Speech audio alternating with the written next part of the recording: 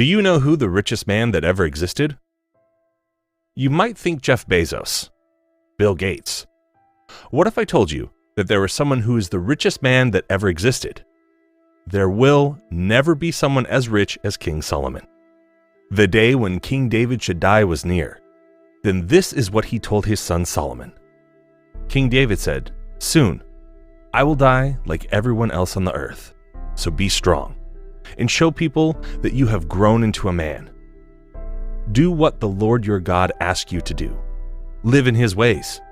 Continue to obey his rules and his laws. Do what he has decided. Do everything that he wants you to do. If you do that, you will do well everywhere and in everything, and the Lord will keep his promise to me." This is what he promised to me. Someone from your family will always rule Israel, but they must live properly, believe in me, try as much as they can to obey me about everything. Then King David died, and they buried him in the city of David. King David had ruled Israel for 40 years. He was 7 years in Hebron, 33 years in Jerusalem. So Solomon sat on the throne of his father King David. David's son Solomon made himself strong over his kingdom.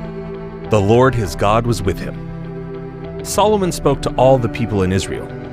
He spoke to the officers who were over groups of 1,000 men. He spoke to the officers who were over groups of 100 men. He spoke to the judges and to all the leaders in Israel. And he spoke to the heads of the families. Then Solomon and all these people went to the town called Gibeon. They went to the place for worship there. The tent where God met with his people was there. David had made a place for it, and he had set up a tent for it in Jerusalem. However, the bronze altar that Bezalel had made was in Gibeon, in front of the Lord's tent. So Solomon and the people inquired of the Lord there. Solomon went up to the bronze altar in front of the Lord. The altar was in front of the holy tent, and he burned 1,000 sacrifices on the altar. An offering was a commodity that if sold, it could bring a lot of wealth. King Solomon was giving a chunk of his wealth, if not most of it. If you want to think for a minute, imagine where you would fit 1,000 castles, or sheep. Not 250, not even 700, but 1,000. That's what you call wealth.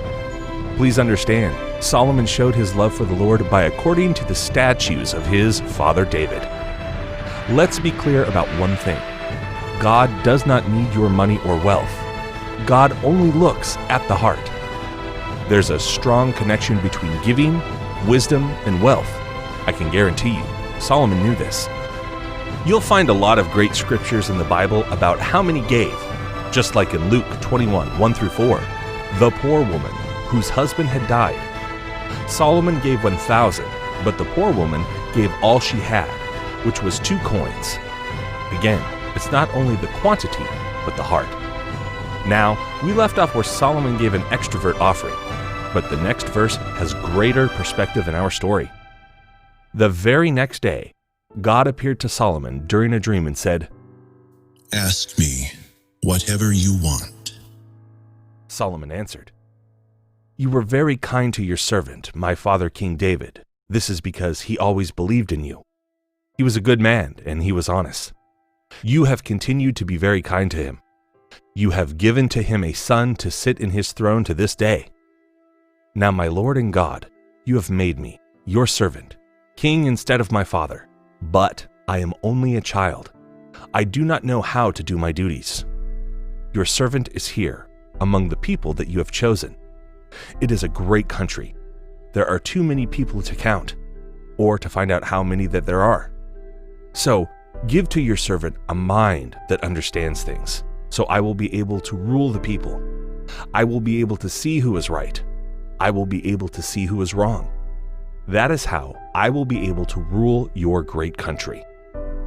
It made the Lord happy that Solomon had asked for this. So God said to him, "I will give you what you have asked for. I will do it for these reasons. You have asked for a mind that understands how to rule people fairly. You have not asked for long life or to be very rich. You have not asked for the death of your enemies. I will get to you a mind that is wise, and I will give to you a mind that understands things that you did not ask for. I will make you rich. People will know that you are great. While you are alive, there will be no better king than you. Also, I will give you a long life if you live as I want you to live. Obey my rules and my laws. That is what David, your father, did. Then King Solomon awoke, and he knew that it was a dream. He returned to Jerusalem, and he stood in front of the covenant box of the Lord. He sacrificed animals, and he buried them. He gave a peace gift to God. Then he gave a very good meal to all his servants. Then 2 women came, and they stood in front of King Solomon. One woman said, "Oh, my lord, and this woman lives in the same house. And I have a baby while she lived in the house with me. And 3 days after my child was born, she also had a baby. We were alone in the house. Only the 2 of us were there. There were no strangers there. But this woman laid her son in the night, and he died. So she got up at midnight, and she took my son from my side. Hi, your servant was asleep. She put him by her breast, and she put her dead son by my breast. When I got up in the morning to feed my son, he was dead. So I looked carefully at him in the morning light. Then I saw that it was not my son. He was not the son that was born to me." The other woman said, "No, the dead boy is yours. My son is alive." And so they argued in front of the king. Then the king said, "This woman says my son is alive, and your son is dead. But the other woman says, no, your son is dead, and my son is alive." So the king said, "Bring me a sword." So they brought a sword to the king, and the king said, "Cut the child that is alive into 2 pieces. Give half to one woman and half to the other woman." Then the woman whose son was alive spoke. She really loved her son. So she said to the king, "My lord, please give the baby that is alive to her. Do not kill him." But the other woman said, "Neither you nor I will have him. Cut him in half." Then, this is what the king decided. "Give the baby that is alive to the first woman. She is its mother. Do not kill it." Everybody in Israel heard what the king had decided, and they were really afraid of the king. They knew that he used the wisdom from God to decide fairly.